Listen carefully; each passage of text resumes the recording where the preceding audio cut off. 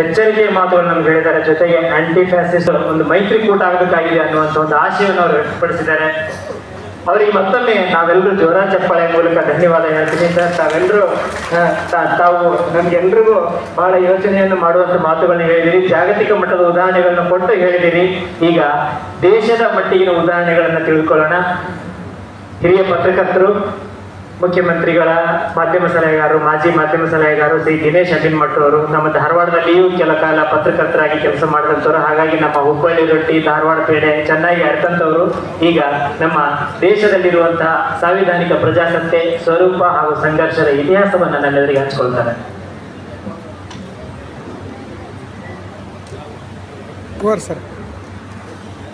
ಹಮ್ಮಿಕೊಂಡಿರುವ 12ನೇ ಮೇ ಸಾಹಿತ್ಯ ಮೇಳದ ಈ ಗೋಷ್ಠಿಯಲ್ಲಿ ಈಗಾಗಲೇ ತಮ್ಮ ಮಾತುಗಳನ್ನು ನಿಮ್ಮ ಮುಂದೆ ಇಟ್ಟ BR ಮಂಜುನಾಥ್ ಅವರೇ, ವೇದಿಕೆಯಲ್ಲಿ ಉಪಸ್ಥಿತರಿರುವ ಶಿವಶಂಕರ್ ಹಿರೇಮಠ್ ಅವರೇ, ಬೃಂದಾ ಹೆಗ್ಡೆ ಅವರೇ, ಸುನೀಲ್ ಕುಮಾರ್ ಉಣದವರೇ, ಗುಡಿಬಂಡೆ ಗಂಗಪ್ಪ ಅವರೇ, ನಾಗರಾಜ ನಂಬುವವರೇ ಮತ್ತು ಇದರ ಸಂಯೋಜಕರಾದ ನನ್ನ ಪತ್ರಕರ್ತರ ಮಿತ್ರರಾದ ಸಂಗಮೇಶ ಮೆಣಸಿನಕಾಯಿ ಅವರೇ, ಮಂಜುನಾಥ್ ಅವರು ಕಂಚಿನ ಕಂಠದಿಂದ ನಿಮ್ಮೆಲ್ಲರ ಮನ ತಿಳಿದಿದ್ದಾರೆ. ನನ್ನಲ್ಲಿ ಆಸಕ್ತಿ ಇಲ್ಲ. ಅವರು ಬಹಳ ನಿಷ್ಠೆಯಿಂದ ಶಿಸ್ತಿನಿಂದ ಅರ್ಧ ಗಂಟೆ 25 ನಿಮಿಷ ಮಾತಾಡ್ತೇನೆ, 3 ನಿಮಿಷ ಜಾಸ್ತಿ ಮಾತಾಡಿ ಕ್ಷಮೆಯನ್ನು ಕೇಳಿ ಹೋಗಿದ್ದಾರೆ. ನಾನು ಸಾಮಾನ್ಯವಾಗಿ ಶಿಸ್ತಿನ ಉಲ್ಲಂಘನೆ ಮಾಡಲಿಕ್ಕೇನೆ ಇರುವಾಗ, ಅದರಿಂದ ಸ್ವಲ್ಪ ಜಾಸ್ತಿ ಮಾತಾಡಿದರೆ, ನೀವೇನಾದರೂ ಗಲಾಟೆ ಮಾಡಿದರೆ ಇನ್ನೂ ಜಾಸ್ತಿ ಮಾತಾಡ್ತೇನೆ. ಮೊದಲಿಗೆ ಮೇ ಸಾಹಿತ್ಯ ಮೇಳದ ಎಲ್ಲ ಸಂಯೋಜಕರಿಗೆ ನನ್ನ ಹಾರ್ದಿಕವಾದ ಅಭಿನಂದನೆಗಳನ್ನು ಸಲ್ಲಿಸ್ತೇನೆ. ಈಗಷ್ಟೇ ಒಳ್ಳೆಯ ರೊಟ್ಟಿ ಊಟ ಮಾಡಿದರೆ ಆ ರೊಟ್ಟಿಯನ್ನು ಕಳಿಸಿದ ತಾಯಂದಿರ ಹೊಟ್ಟೆ ತಣ್ಣಗಿರಲಿ ಅಂತ ಹಾರೈಸ್ತೇನೆ. ನಾನು ಸಾಹಿತ್ಯ ಮೇಳಕ್ಕೇನು ಹೊಸಬನಲ್ಲ. ಧಾರವಾಡ ಸಾಹಿತ್ಯ ಮೇಳದಲ್ಲೂ ಭಾಗವಹಿಸಿದ್ದೆ, ಗದಗಲ್ಲೂ ಕಾರ್ಯಕ್ರಮಗಳಿಗೆ ಬಂದಿದ್ದೆ. ನಾನು ಕೂಡ ಅವರಾಗೆ ನೇರವಾಗಿ ವಿಷಯಕ್ಕೆ ಬರ್ತೇನೆ.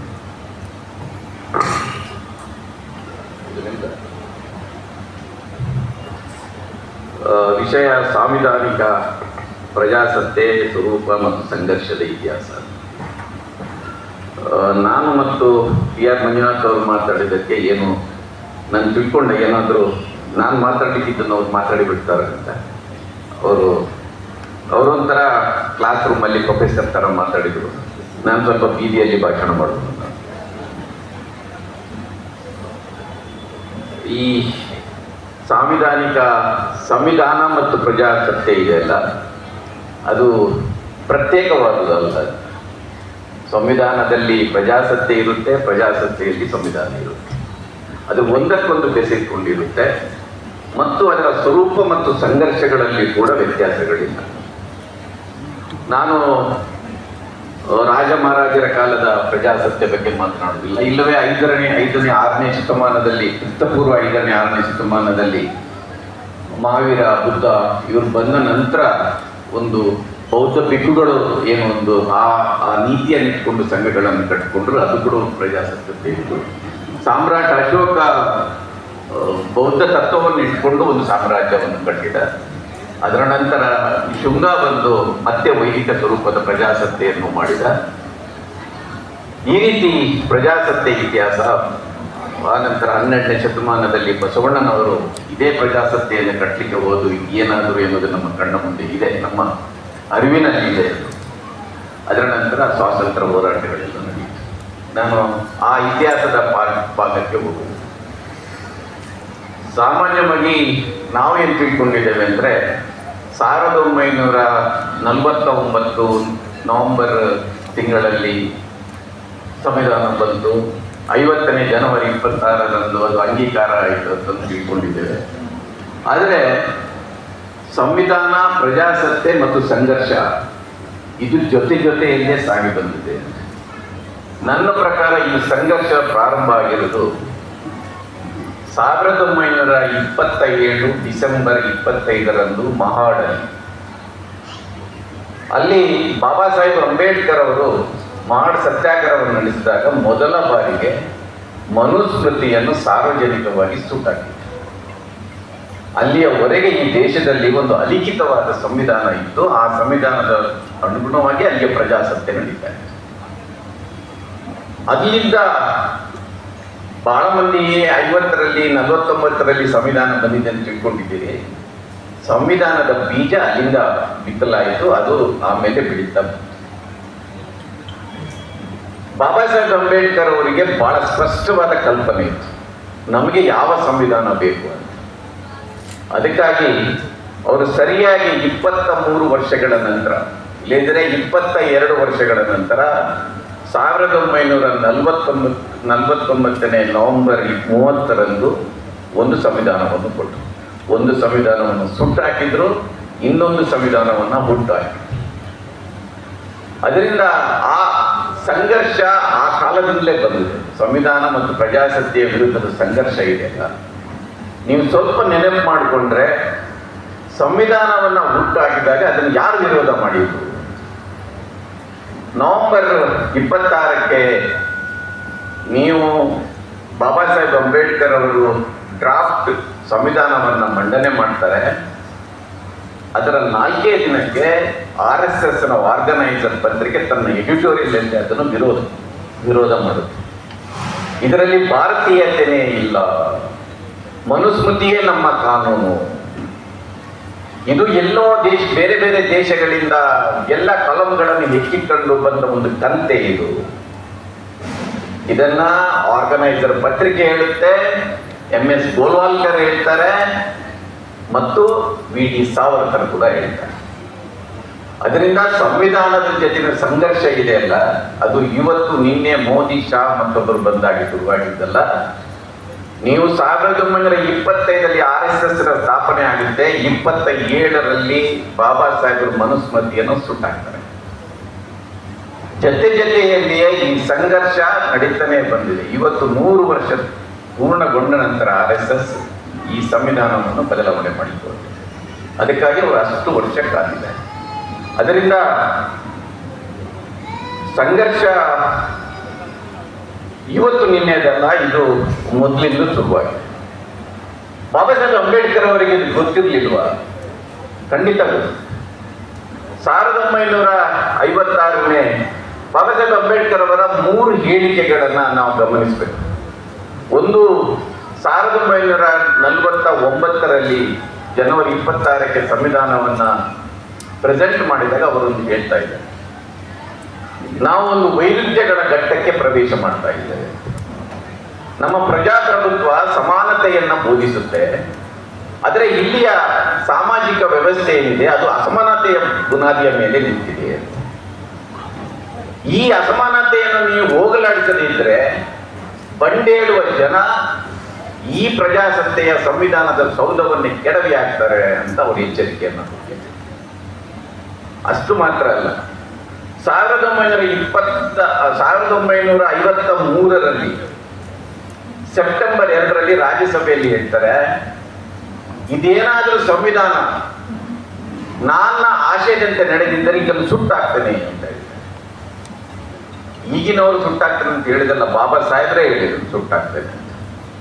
1955ರಲ್ಲಿ ಮಾರ್ಚ್ 19ರಂದು ಅದೇ ರಾಜ್ಯಸಭೆಯಲ್ಲಿ ಮಾತನಾಡುತ್ತಾ ನಾನು ಯಾಕೆ ಸುಟ್ಟಾಕ್ತೇನೆ ಅಂತ ಹೇಳಿದ್ದನ್ನ ಅದಕ್ಕೆ ವಿವರಣೆಯನ್ನು ಕೊಡ್ತಾರೆ.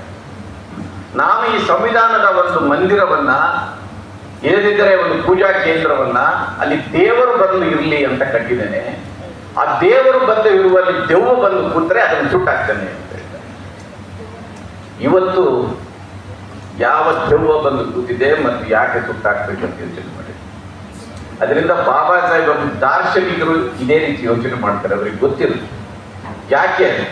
ಅದರಿಂದ ಬಾಬಾ ಸಾಹೇಬರು ಆ ದಿನದಲ್ಲಿಯೇ ಸಂವಿಧಾನಕ್ಕೆ ಎದುರಾಗುವ ಈ ಅಪಾಯಗಳನ್ನ ಗುರುತಿಸಿದ್ರು. ಸಂವಿಧಾನಕ್ಕೆ ಮತ್ತು ನಮ್ಮ ಪ್ರಜಾಸತ್ತೆಗೆ, ಸಂವಿಧಾನದ ಬುನಾದಿಯ ಮೇಲೆ ಕಟ್ಟಿದ ಪ್ರಜಾಸತ್ತೆ. ನಾವೇನ್ ತಿಳ್ಕೊಂಡಿದ್ದೇವೆ ಇವತ್ತು, ಸಂವಿಧಾನವನ್ನು ಬದಲಾವಣೆ ಮಾಡಲಿಕ್ಕೆ 3/2 ಬಹುಮತ ಬೇಕು. ಅಷ್ಟು ದಮ್ಮು ತಾಕತ್ತು ಈ ನರೇಂದ್ರ ಮೋದಿ ಶಾಗಿರುವುದೆಯ ಎಂತೇನು ಎಲ್ಲಿ ಬರುತ್ತೆ? ಬಂದರೂ ಬರ್ಬೋದು, ಬೇರೆ.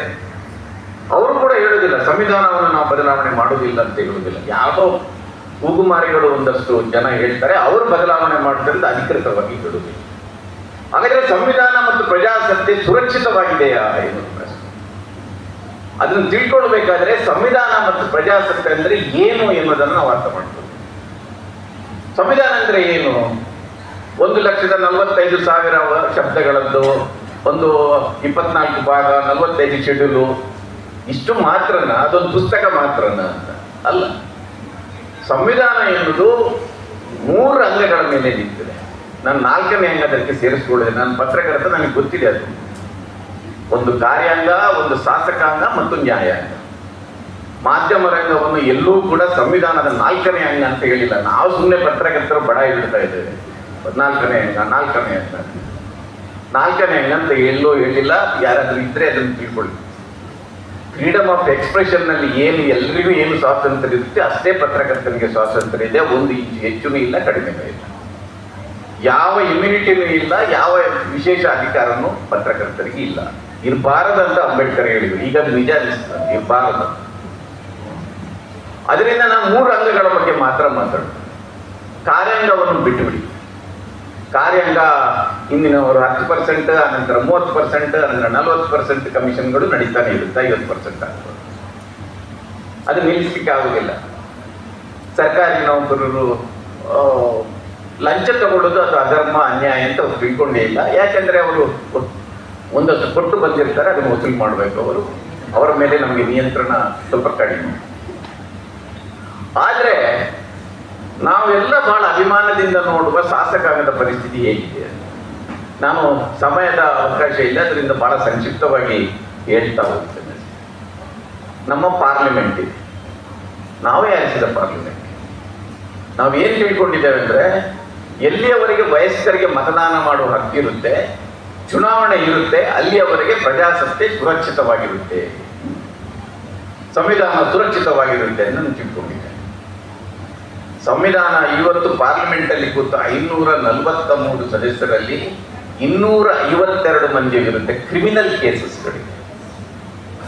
ಅದರಲ್ಲಿ 170 ಮಂದಿಯ ವಿರುದ್ಧ ಸೀರಿಯಸ್ ಆದ ಕ್ರಿಮಿನಲ್ ಕೇಸಸ್ ಇದೆ. ಸೀರಿಯಸ್ ಅಂದ್ರೆ ಏನು? ಮರ್ಡರ್, ರೇಪ್, ಅಬ್ಡಕ್ಷನ್ ಎಲ್ಲ ಕೇಸಸ್ಗಳು. 170 ಮಂದಿಯ ವಿರುದ್ಧ ADR ನ ರಿಪೋರ್ಟ್ ತೆಗೆದು ನೋಡಿ.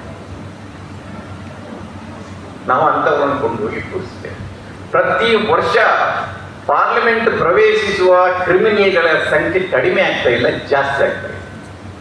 ಟಿಕೆಟ್ಗಳನ್ನು ಕೊಡುವಾಗ ಜಾತಿ, ದುಡ್ಡು ಮತ್ತು ಈ ಕ್ರಿಮಿನಲ್ ಆಕ್ಟಿವಿಟೀಸ್ ಅಂದ್ರೆ ತೋಳ್ಬಳ, ಇದರ ಕ್ರೈಟೀರಿಯಾ ಮೇಲೆನೆ ವಿನೇಬಿಲಿಟಿ ಅಂತ ನಿರ್ಧಾರ ಆಗುತ್ತೆ.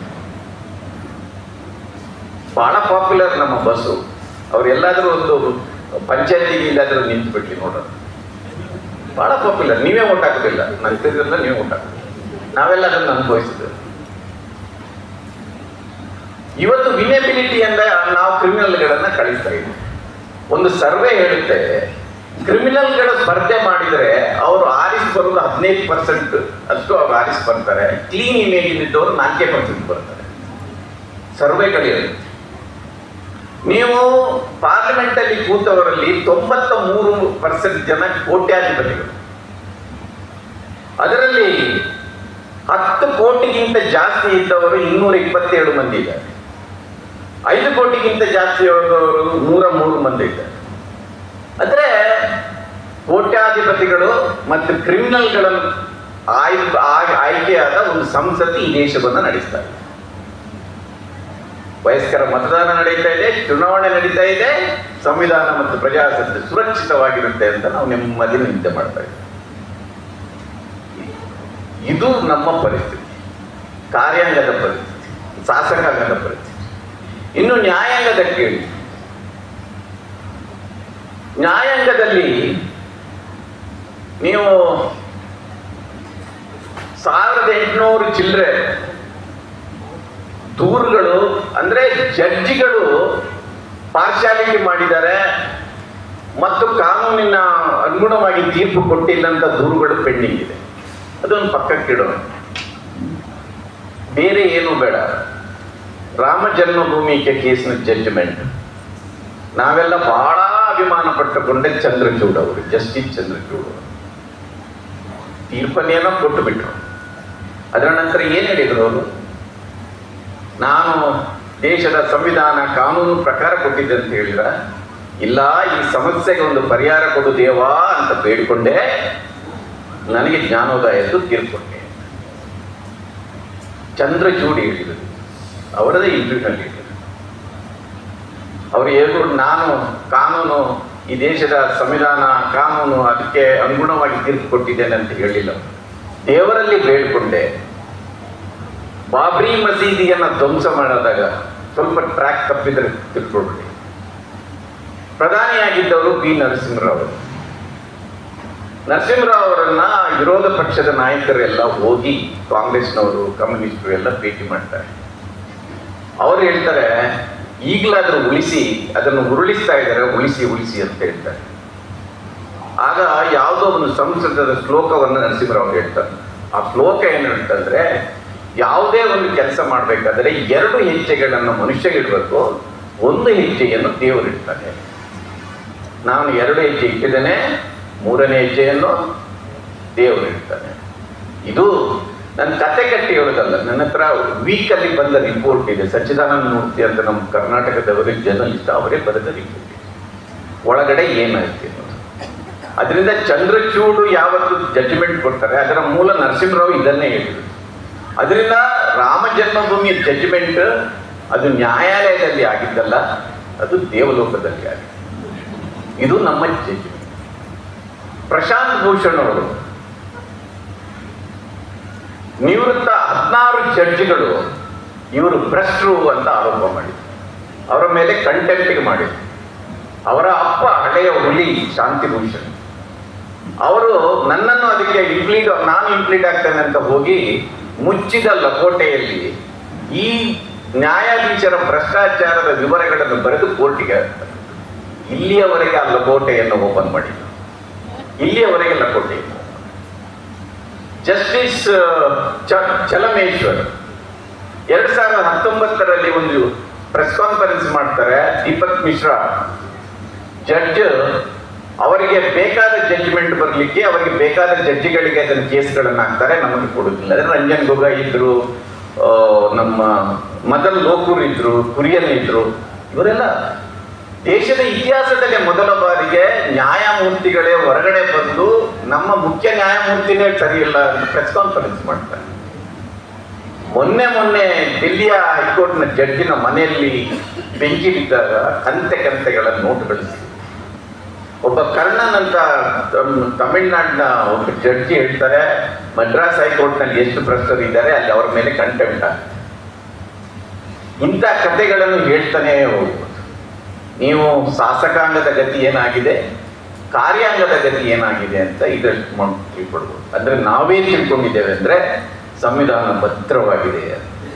ಆದರೆ ಕಾರ್ಯಾಂಗ ಸಾಯ್ತಾ ಇದೆ, ಸಾಯಿಸ್ಲಿಕ್ಕೆ ಸಾಯಿಸ್ತಾ ಇದ್ದಾರೆ, ಶಾಸಕಾಂಗವನ್ನು ಸಾಯಿಸ್ತಾ ಇದ್ದಾರೆ, ನ್ಯಾಯಾಂಗವನ್ನು ಕೂಡ ಸಾಯಿಸ್ತಾ ಇದ್ದಾರೆ. ಅದರಿಂದ ನೀವು ಇದನ್ನ ಇದೆಲ್ಲವೂ ಸತ್ತ ನಂತರ ಪ್ರಜಾಸತ್ತೆ ಎಲ್ಲಿ ಉಳಿಯುತ್ತೆ ಎನ್ನುವುದು ಒಂದು ಪ್ರಶ್ನೆ ಇದೆ. ಅದರಿಂದ ಬಾಬಾ ಸಾಹೇಬರು ಇದಕ್ಕಾಗಿಯೇ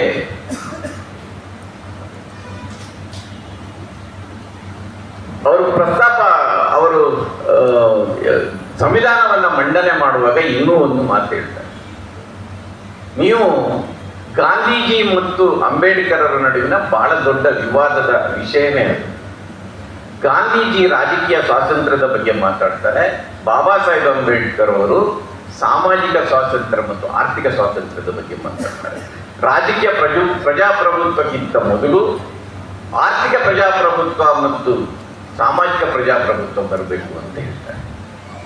ಅದನ್ನು ಸಾಧಿಸದೇ ಇದ್ರೆ ನೀವು ಸ್ವಾತಂತ್ರ್ಯವನ್ನ ನೀವು ಎಲ್ರಿಗೂ ಬೇಕಾಬಿಟ್ಟಿಯಾಗಿ ಹಂಚಿದ್ರೆ ಅದು ಒಂದೇ ರೀತಿಯಲ್ಲಿ ಅದರ ಪರಿಣಾಮ ಆಗುವುದಿಲ್ಲ. ನೀವು ಸ್ವಾತಂತ್ರ್ಯ ಬಂದ್ರೆ ಭೂ ಮಾಲೀಕನಿಗೂ ಸ್ವಾತಂತ್ರ್ಯ ಬರುತ್ತೆ, ಗಣಿದಾರನಿಗೂ ಸ್ವಾತಂತ್ರ್ಯ ಬರುತ್ತೆ. ಭೂಮಾಲೀಕನ ಕೈಯಲ್ಲಿದ್ದ ಸ್ವಾತಂತ್ರ್ಯ ಅದು ಗೇಣಿದಾರನ್ನ ಶೋಷಣೆ ಮಾಡುವ ಒಂದು ಅಸ್ತ್ರ ಆಗುತ್ತೆ. ಒಂದು ಫ್ಯಾಕ್ಟರಿಯ ಮಾಲೀಕನ ಕೈಗೆ ಇರುವ ಸ್ವಾತಂತ್ರ್ಯ ಅಲ್ಲಿರುವ ಕಾರ್ಮಿಕನ ಶೋಷಣೆಗೆ ಒಂದು ಅಸ್ತ್ರ ಆಗುತ್ತೆ. ಅದರಿಂದ ಆ ಸಮಾನತೆಯನ್ನು ಸಾಧಿಸದೇ ಇದ್ರೆ ನೀವು ಈ ರಾಜಕೀಯ ಸ್ವಾತಂತ್ರ್ಯ ಇದೆಯಲ್ಲ, ಇದು ಭವಿಷ್ಯದಲ್ಲಿ ಇದು ಪ್ರಜಾಸತ್ತೆಯ ಲಕ್ಷಣಗಳನ್ನು ಮೈಗೂಡಿಸಿಕೊಳ್ಳುವುದಿಲ್ಲ. ಆಗ್ಲೇ ಅದಕ್ಕೆ ಹೇಳಿರುವುದು, ಸಮಾನತೆಯನ್ನು ಹೋಗಲಾಡಿಸದೇ ಇದ್ದರೆ ಈ ಸಂವಿಧಾನದ ಸೌಧವನ್ನು ಜನರೇ ರುಚಿದ್ದು ಕೆಡವಿ ಆಗ್ತಾರೆ ಅಂತ. ಅದರಿಂದ ಇವತ್ತು ಸಾಮಾಜಿಕ, ನೀವು ಆರ್ಥಿಕ ಸ್ವಾತಂತ್ರ್ಯದ ಕಥೆಗಳನ್ನು ನೀವು ಕೇಳಿದರೆ, ನಾವು ಭಾರತ ಬಹಳ ಅಭಿವೃದ್ಧಿಯಾಗಿದೆ ಎನ್ನುವುದನ್ನು ಒಂದು ಜನಜನಿತವಾಗಿ ನಮ್ಮಲ್ಲಿ ಹೇಳ್ತಾ ಇದೆ. ಹೌದು, ಒಂದು ಪ್ರಜಾಪ್ರಭುತ್ವ ಏನು ಹೇಳುತ್ತೆ, ಒಂದು ಮತ ಒಂದು ಮೂಲ್ಯ ಅಂತ ಹೇಳುತ್ತೆ. ಮಂಜುನಾಥ್ ಅವರಿಗೆ ಕೇಳಿ, ನಾವು ಪ್ರಜಾಪ್ರಗತಿ, ನಾವೀಗ $5 ಟ್ರಿಲಿಯನ್ ಇಕಾನಮಿಯ ಬಗ್ಗೆ ಹೋಗ್ತಾ ಇದೆ. ನಾವು ಬಹಳ ಬಡ ದೇಶ ಅಂತ ನಾವು ಮಾತಾಡ್ಕೊಳ್ತಾ ಇದ್ದೇವೆ. ಆದರೆ ಕೇಂದ್ರದಲ್ಲಿರುವ ಸರ್ಕಾರ ಏನ್ ಹೇಳುತ್ತೆ, ನೀವು ಜಗತ್ತಿನ ಫೋರ್ಬ್ಸ್ ಸಂಸ್ಥೆಯ ಸಮೀಕ್ಷೆ ಏನ್ ಹೇಳುತ್ತೆ ಅಂದ್ರೆ, ನೀವು ಅಮೆರಿಕ ಮತ್ತು ಚೈನಾವನ್ನು ಬಿಟ್ರೆ ಇಡೀ ಪ್ರಪಂಚದಲ್ಲಿ ಅತ್ಯಂತ ಶ್ರೀಮಂತ ದೇಶ ಯಾವುದಂದ್ರೆ ಭಾರತ. ಇದು ಸತ್ಯ. ನಮ್ಮಲ್ಲಿ ಇವತ್ತು 226 ಮಂದಿ ಶತಕೋಟ್ಯಾಧಿಪತಿಗಳಿದ್ದಾರೆ, ಬಿಲಿಯನ್ಯಾರ್ಗಳಿದ್ದಾರೆ. ನೀವು ಆರ್ಥಿಕ ಸಮಾನತೆ ಸಾಧಿಸದಿಲ್ಲದಕ್ಕೆ ಒಂದು ಸಣ್ಣ ಉದಾಹರಣೆಗಳಿವೆ. ನಮ್ಮಲ್ಲಿ ನಮ್ಮ ಸಂಪತ್ತು 10% ಜನರಲ್ಲಿ 73% ಸಂಪತ್ತಿದೆ, 50% ಜನರಲ್ಲಿ ಕೇವಲ 13% ಇದೆ. ನಮ್ಮ ಒಟ್ಟು ಪರ್ ಕ್ಯಾಪಿಟಾ ಇನ್ಕಮ್ 2,36,000 ಏನಾಗಿದೆ ಇಡೀ ದೇಶ. ಆದರೆ ಕೆಳವರ್ಗದ ಜನರ ಸರಾಸರಿ ವಾರ್ಷಿಕ ಉತ್ಪನ್ನ 50,000 ಇದೆ. ಅಂದ್ರೆ ಅಭಿವೃದ್ಧಿ ಆಗುತ್ತೆ, ಅಭಿವೃದ್ಧಿಯ ಸಮಾನವಾಗಿ ಹಂಚಿಕೆ ಆಗದಿದ್ದರೆ ಈ ಒಂದು ಗ್ಯಾಪ್ ಏನು ಕ್ರಿಯೇಟ್ ಆಗ್ತಾ ಇದೆ, ಇದನ್ನೇ ಬಾಬಾ ಸಾಹೇಬ್ ಅಂಬೇಡ್ಕರ್ ಅವರು, ಇದು ಇವತ್ತು ಆಗ್ತಾ ಇದೆ. ಅದರಿಂದ ನಮ್ಮ ಅಭಿವೃದ್ಧಿಯ ಚಿತ್ರವನ್ನ ನೀವು ಟಿವಿನಲ್ಲಿ ಪತ್ರಿಕೆಯಲ್ಲಿ ನೋಡಿದಿ, ದೇಶ ಪ್ರಗತಿಯಲ್ಲಿ ತಿಳ್ಕೊಂಡ್ರೆ ನಾವು ಮೂರ್ಖರಾಗ್ತೇವೆ. ಅದಾನಿಯ ವಾರ್ಷಿಕ ಆದಾಯ 8 ಲಕ್ಷ ಕೋಟಿ ಚಿಲ್ಲರೆ ಏನೋ ಇದೆ, ಅಂಬಾನಿದು 12 ಲಕ್ಷ ಕೋಟಿ ಚಿಲ್ಲರೆ. ಕರ್ನಾಟಕದ ಬಜೆಟ್ ಈ ಸರಿ 4.5 ಲಕ್ಷ ಕೋಟಿ ರೂಪಾಯಿ. ಕೇರಳದ್ದು, ತಮಿಳುನಾಡಿದು 3.5-4 ಲಕ್ಷ ಕೋಟಿ ರೂಪಾಯಿ. ದೇಶದ ಬಜೆಟ್ 55-60 ಲಕ್ಷ ಕೋಟಿ ರೂಪಾಯಿ. ಅಂದ್ರೆ ಇಡೀ ದೇಶದ ಸಂಪತ್ತು ಇಲ್ಲದಿದ್ದರೆ ಕರ್ನಾಟಕದ ಸಂಪತ್ತಿಗಿಂತ ಜಾಸ್ತಿ. ಅಂದ್ರೆ ಈಗ ನಾಳೆ ಅದಾನಿಯ ಅಂಬಾನಿಯ ಬಂದ್ರೆ ನಮ್ಮ ಹತ್ರ ಒಂದು ತೆರಿಗೆ ಪೈಸೆಯನ್ನು ತಗೊಳ್ಳದೆ 2 ವರ್ಷ ರಾಜ್ಯ ನಡೆಸಬಹುದು, ಅಷ್ಟು ಸಂಪತ್ತಲ್ಲಿ ಶೇಖರಣೆ.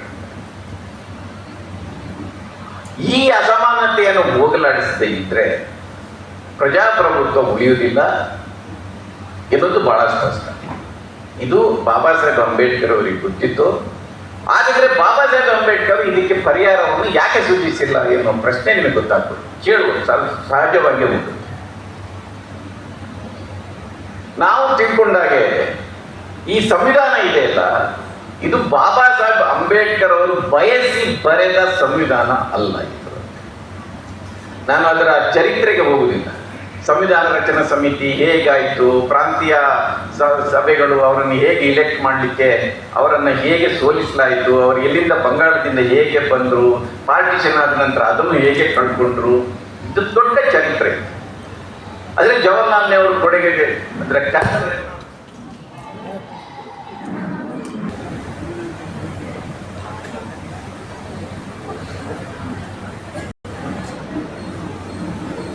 ಬಾಬಾ ಸಾಹೇಬ್ ಅಂಬೇಡ್ಕರ್ ಅವರು ಬಯಸಿ ಬರೆದ ಸಂವಿಧಾನ ಅಲ್ಲ ಅಂತ ನಾನು ಕೇಳಿದೆ. ಇದಕ್ಕೆ ಹಿನ್ನೆಲೆಗಳು ಬಹಳ ಇದೆ, ಅದನ್ನೆಲ್ಲ ಇವತ್ತು ಈ ಸಂದರ್ಭದಲ್ಲಿ ಅದನ್ನು ವಿವರಗಳಿಗೆ ಹೋಗುವುದಿಲ್ಲ. ಆದರೆ ಆ ಕಾಲದಲ್ಲಿ ಬಾಬಾ ಸಾಹೇಬ್ ಅಂಬೇಡ್ಕರ್ ಅವರು ಸಂವಿಧಾನ ರಚನಾ ಸಭೆಗೆ ಈ ಶೋಷಿತ ವರ್ಗಗಳ ಸಂಘಟನೆಯ ಪರವಾಗಿ ಒಂದು ಮೆಮೊರಾಂಡಮ್ ಅನ್ನು ಕೊಡ್ತಾರೆ, ಒಂದು ಡಾಕ್ಯುಮೆಂಟ್, ಸ್ಟೇಟ್ಸ್ ಅಂಡ್ ಮೈನಾರಿಟಿ ಅಂತ. ಮೈನಾರಿಟಿ ಅಂದ್ರೆ ಅಲ್ಪಸಂಖ್ಯಾತ ಮುಸ್ಲಿಮರಲ್ಲ, ಶೋಷಿತ ವರ್ಗದವರು, states and minority, what are their rights and how to secure them in the constitution of the free India ಅಂತ ಡಾಕ್ಯುಮೆಂಟ್ ಇರುತ್ತೆ. ಒಂದು ಶೋಷಿತ ವರ್ಗಗಳ ಹಕ್ಕುಗಳೇನು ಮತ್ತು ಅದನ್ನು ಸ್ವತಂತ್ರ ಭಾರತದ ಸಂವಿಧಾನದಲ್ಲಿ ನಾವು ಹೇಗೆ ಪಡೆಯಲಿಕ್ಕೆ ಸಾಧ್ಯ ಎನ್ನುವುದನ್ನ ಅದರಲ್ಲಿ ಕೊಡ್ತಾರೆ. ಆದರೆ ಅದರಲ್ಲಿ ಅವ್ರಿಗೆ ಹೇಳಿದ್ದನ್ನ ಅವರಿಗೆ ಸಂವಿಧಾನದಲ್ಲಿ ಹಾಕ್ಲಿಕ್ಕೆ ಆಗೋದಿಲ್ಲ. ಅದು ಏನು ಹೇಳುತ್ತೆ ಅಂದ್ರೆ, ಕೃಷಿಯನ್ನ ರಾಷ್ಟ್ರೀಕರಣ ಮಾಡಬೇಕು, ಕೈಗಾರಿಕೆಗಳನ್ನ, ವಿಮಾ ಸಂಸ್ಥೆಗಳನ್ನ ರಾಷ್ಟ್ರೀಕರಣ ಮಾಡಬೇಕು, ಪ್ರತಿಯೊಬ್ಬನಿಗೂ ವಿಮೆ ಕೊಡಬೇಕು, ಮತ್ತು ನೀವು ಭೂಮಿಯನ್ನ, ಜಮೀನನ್ನ ಸಂಪೂರ್ಣವಾಗಿ ಮುಟ್ಟುಗೋಡಾಗಿ ಸರ್ಕಾರನೇ ಗೇಣಿದಾರರಿಗೆ ಕೊಡಬೇಕು, ಅದಕ್ಕೆ ಪರಿಹಾರ ರೂಪದಲ್ಲಿ ಡಿಬೆಂಚರ್ಗಳನ್ನು ಕೊಡಬೇಕು, ಸರ್ಕಾರದ ಯೋಜನೆಗಳನ್ನ ನೀವು 10 ವರ್ಷಗಳೊಳಗೆ ಮುಗಿಸ್ಬೇಕು. ಇದನ್ನೆಲ್ಲ ಹೇಳ್ತಾ ಹೋಗ್ತಾರೆ. ಅದು ಯಾವುದನ್ನು ಕೂಡ ನೀವು ಸಂವಿಧಾನದಲ್ಲಿ ಕಾಣಲಿಕ್ಕೆ ಆಗುತ್ತಿಲ್ಲ. ಅಷ್ಟು ಮಾತ್ರ ಅಲ್ಲ, ಬಹಳ ಪ್ರಮುಖವಾದ ಒಂದು ಬೇಡಿಕೆಯನ್ನ, ಒಂದು ಮನವಿಯನ್ನ ಕೊಡ್ತಾರೆ. ಅದು ನಮ್ಮ ಚುನಾವಣಾ ವ್ಯವಸ್ಥೆ. ನಮ್ದು ಫಸ್ಟ್ ಪಾಸ್ಟ್ ಪೋಸ್ಟ್ ಸಿಸ್ಟಮ್ ಏನು ಚುನಾವಣೆ ಇದೆ, ಬಹುಸಂಖ್ಯೆಯಲ್ಲಿ ಬಹುಮತವನ್ನು ಪಡೆದವರು ಆಯ್ಕೆ ಆಗುವುದಿದೆಯಲ್ಲ, ಇದು ಮೂಲ ವರ್ಗದಲ್ಲಿ ದೋಷ ಇದೆ ಅಂತ ಬಾಬಾ ಸಾಹೇಬ್ ಅಂಬೇಡ್ಕರ್ ಅವರು ಹೇಳ್ತಾರೆ. ಬಟ್ ವೈಯಕ್ತಿಕವಾಗಿ ನಾನು ಬಹಳ ಕಾಲದಿಂದ ಇದರ ಬಗ್ಗೆ ಮಾತಾಡಿದ್ದೇನೆ, ಬರೆದಿದ್ದೇನೆ. ನಮ್ಮ ಎಲ್ಲ ಲೋಕಪಾಲ ಭ್ರಷ್ಟಾಚಾರದ ವಿರೋಧಿ ಆಂದೋಲನ ನಡೆದಾಗ ಲೋಕಪಾಲ ಮಾಡಬೇಕಂತ ಹೇಳಿದ್ರೆ ನಾನು ಪ್ರಜಾವಾಣಿಯಲ್ಲಿ ಆಗಲೇ ಬರೆದಿದ್ದೆ. ನಾವು ಮೊದಲು ಮಾಡಬೇಕಾಗಿದೆ ಈ ದೇಶದಲ್ಲಿ ಚುನಾವಣೆಯ ಸುಧಾರಣೆಯ ಬಗ್ಗೆ ಅಂತ. ನೀವು ಇದರಿಂದ ಹೊರಗೆ ಬರುವ ರಹದಾರಿಗಳು ಏನು ಅಂತ ಇದೆಯಲ್ಲ, ಇದಕ್ಕೆಲ್ಲ ಇವತ್ತು ಅದರ ಪರಿಣಾಮ ಎಲ್ಲಿವರೆಗೆ ಬಂದು ನಿಂತಿದೆ ಅನ್ನೋದನ್ನು ನಾವು ಅರ್ಥ ಮಾಡ್ಕೊಳ್ಳಿ. ಇವತ್ತು SIR ಬಗ್ಗೆ ಆಗಲಿ ನೀವು ಮಾತಾಡುವಾಗ ಚುನಾವಣೆ ಸುಧಾರಣೆ ಆಗದಿದ್ರೆ, ಬಾಬಾ ಸಾಹೇಬರು ಅದನ್ನು ಹೇಳ್ತಾರೆ, ನೀವು ಈ ಫಸ್ಟ್ ಪಾಸ್ಟ್ ಪೋಸ್ಟ್ ಸಿಸ್ಟಮ್ ಏನಿದೆ ಇದರ ಬದಲಿಗೆ ನೀವು ಪ್ರಪೋರ್ಷನಲ್ ವೋಟಿಂಗ್, ಅಂದ್ರೆ ಒಂದು ಪಕ್ಷಗಳಿರುತ್ತೆ, ಆ ಪಕ್ಷಗಳು ಮಾತ್ರ ಸ್ಪರ್ಧೆ ಮಾಡುತ್ತೆ, ಆ ಪಕ್ಷಗಳಿಗೆ ನಾವು ಮತ ಹಾಕ್ತೇವೆ, ಆ ಬಂದ ಮತಗಳ ಆಧಾರದಲ್ಲಿ ಅವರಿಗೆ ಸದಸ್ಯಗಳನ್ನ, ಈಗ 10% ಮತ ಬಂದವರಿಗೆ ಇಷ್ಟು ಮಂದಿ ಸದಸ್ಯರು, 20% ಬಂದವರಿಗೆ ಇಷ್ಟು ಶಾಸಕರು, ಇಲ್ಲದ್ರೆ ಸಂಸದರು ಅಂತ ಅಲಾಟ್ ಮಾಡಬೇಕು. ಬಹಳ ಸಿಂಪಲ್ ಆಗಿ ಹೇಳ್ತಾ ಇದ್ದೀನಿ. ಅವ್ರು ಮುಂದುವರಿದು ಹೇಳ್ತಾರೆ, ಪ್ರತಿಯೊಂದು ಕ್ಷೇತ್ರದಲ್ಲಿ 2 ಅಭ್ಯರ್ಥಿಗಳಿರಬೇಕು, ದಲಿತರ ಮತದಾರರು ಒಬ್ಬ ದಲಿತನನ್ನು ಆಯ್ಕೆ ಮಾಡಬೇಕು, ಮತ್ತೊಬ್ಬ ಜನರಲ್ ಕ್ಯಾಟಗರಿಯನ್ನು ಉಳಿದವರೆಲ್ಲರೂ ಕೂಡಿ ಆಯ್ಕೆ ಮಾಡಬೇಕು. ಇಂಥ ಸಿಸ್ಟಮ್ ಬರಬೇಕಂತ ಅವ್ರು ಹೇಳಿದ್ರು. ಅದು ಯಾವುದು ಕೂಡ ಇವತ್ತು ಇಂಪ್ಲಿಮೆಂಟ್ ಆಗಿಲ್ಲ. ನೋಡಿ,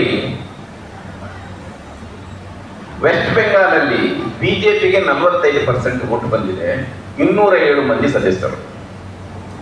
TMCಗೆ 40% ವೋಟ್ ಬಂದಿದೆ, ಕೇವಲ 80 ಮಂದಿ ಸದಸ್ಯರು.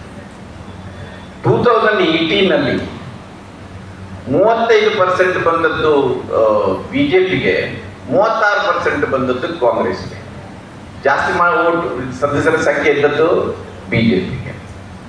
ನೀವು ಎಲ್ಲ ಕ್ಷೇತ್ರಗಳಲ್ಲಿ ನೋಡಿದ್ರೆ, ನೀವು ಇವತ್ತಿನ ಈ ಬಹುಮತದ ಆಧಾರದಲ್ಲಿ ಬರುವುದಿದೆಯಲ್ಲ, ಈಗ 50ರಿಂದ 60% ಜನ ವೋಟ್ ಹಾಕ್ತಾರೆ. ಅಷ್ಟೇ ನಮ್ಮಲ್ಲಿ ವೋಟ್ ಆಗೋದು, ಹೆಚ್ಚು ಕಡಿಮೆ 50ರಿಂದ 60%. ಅಲ್ಲಲ್ಲಿ ಒಂದು 80 ಆಗ್ಬೋದು, ಇನ್ನೊಂದು ಕಡೆ 50 ಆಗ್ಬೋದು.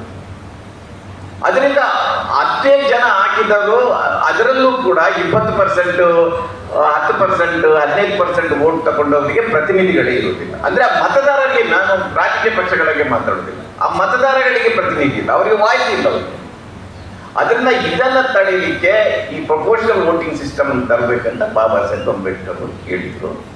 ಇದು ಇವತ್ತು ನಡಿಬೇಕಾದ ಒಂದು ಸುಧಾರಣೆ ಅಂತ ನನಗೆ ಅನಿಸುತ್ತೆ. ಯಾಕೆಂದ್ರೆ ಇಲ್ಲದೇ ಇದ್ರೆ ನಾನು ಪ್ರಾರಂಭದಲ್ಲಿ ಹೇಳಿದಾಗೆ ಚುನಾವಣೆ ನಡೆಯುತ್ತೆ, ವಯಸ್ಕರೆಲ್ಲ ಮತದಾನ ಆಗ್ತಾರೆ, ಅದರಿಂದ ಎಲ್ಲಿಯವರೆಗೆ ಚುನಾವಣೆ ನಡೆಯುತ್ತೆ. ಇಂದಿರಾ ಗಾಂಧಿ ಮೇಲಿದ್ದ ಆರೋಪ ಏನು, ಅವರು ಚುನಾವಣೆನೇ ನಡೆಸಲಿಲ್ಲ ಅಂತ.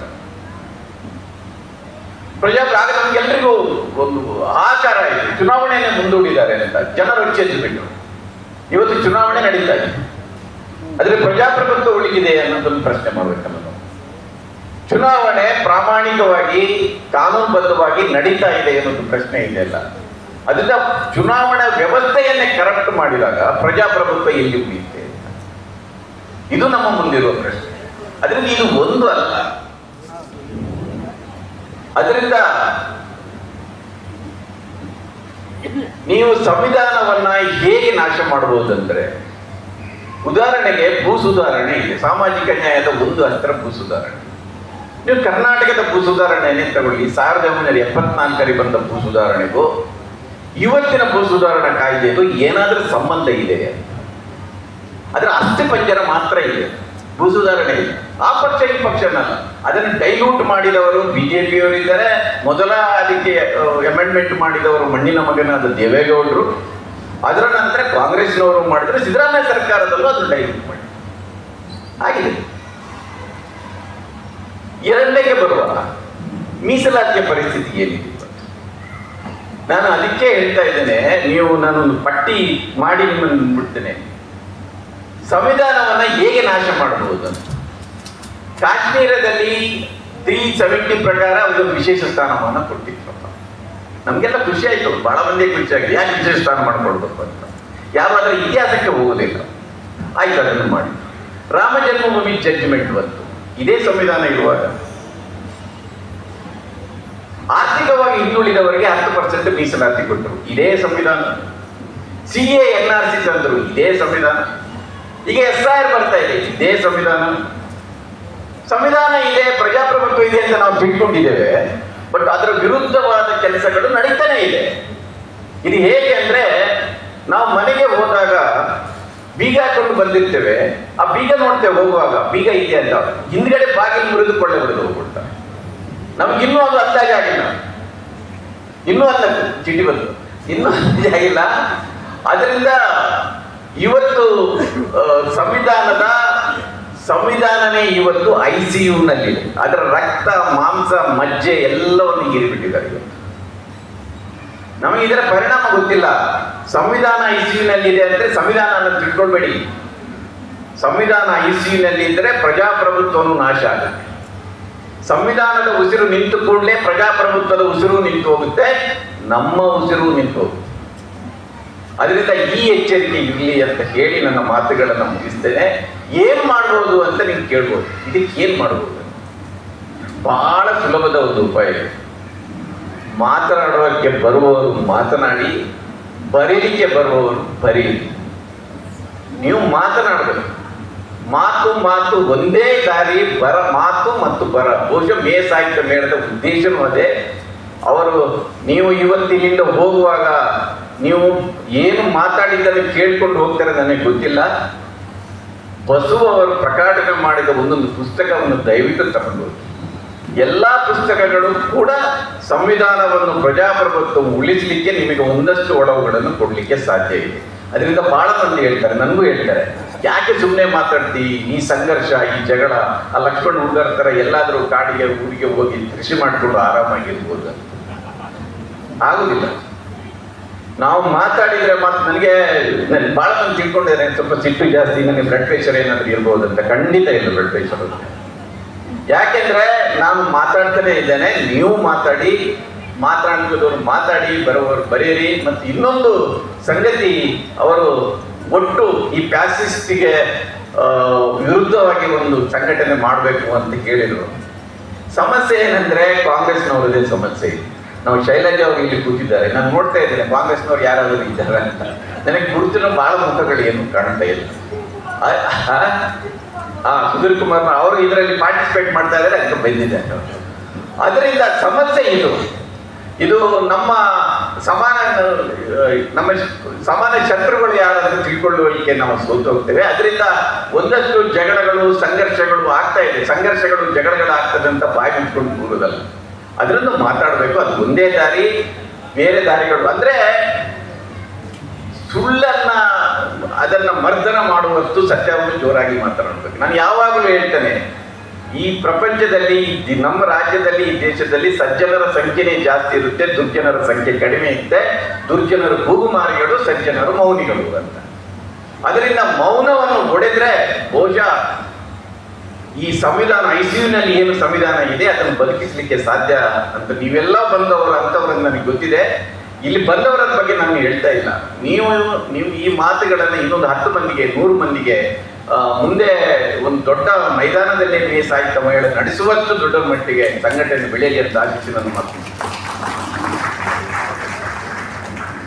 ಶ್ರೀ ದಿನೇಶ್ ಅಮೀನ್ಮಠ್ ಅವರು ಎಂಥ ಪ್ರಖರ ಪ್ರಜಾಪ್ರಭುತ್ವವಾದಿಗಳಂದ್ರೆ ಅವ್ರ ಮಾತುಗಳಂದ್ರೆ ನಮ್ಮ ಎಸ್ಕಾಂ ಕಂಪ್ನಿಗೂ ಅಲರ್ಜಿ. ಹಾಗಾಗಿ ಆ ಎಸ್ಕಾಂ ಅವರ ವಿರುದ್ಧ ಪ್ರತಿಭಟನೆಯನ್ನು ದಾಖಲಿಸಿತು. ಆದರೆ ಬಹಳ ಒಳ್ಳೆಯ ಮಾತುಗಳನ್ನ ಹೇಳಿದ್ದಾರೆ, ನಮಗೆ ಎಚ್ಚರಿಕೆಯನ್ನು ಕೊಟ್ಟಿದ್ದಾರೆ. ಸಂವಿಧಾನ ICU-ನಲ್ಲಿದೆ, ಅದು ಆರಾಮಾಗಿ ಹೊರಗೆ ಬರಬೇಕಾ ಅಥವಾ ಅಲ್ಲೇ ಕೊನೆಯೂ ಸೆರೆಯಳಿಬೇಕಾ ಅನ್ನುವಂಥ ಚಿಂತನೆಯನ್ನ ಅವರು ನಮಗೆ ಹಂಚಿ ತಮ್ಮ ಮಾತುಗಳನ್ನ ಇಲ್ಲಿ ಪ್ರಸ್ತುತಪಡಿಸಿದ್ದಾರೆ. ಅವರಿಗೆ ಧನ್ಯವಾದಗಳು. ಈಗ ಇಂದಿನ ಈ ಗೋಷ್ಠಿಯ ಇಬ್ಬರು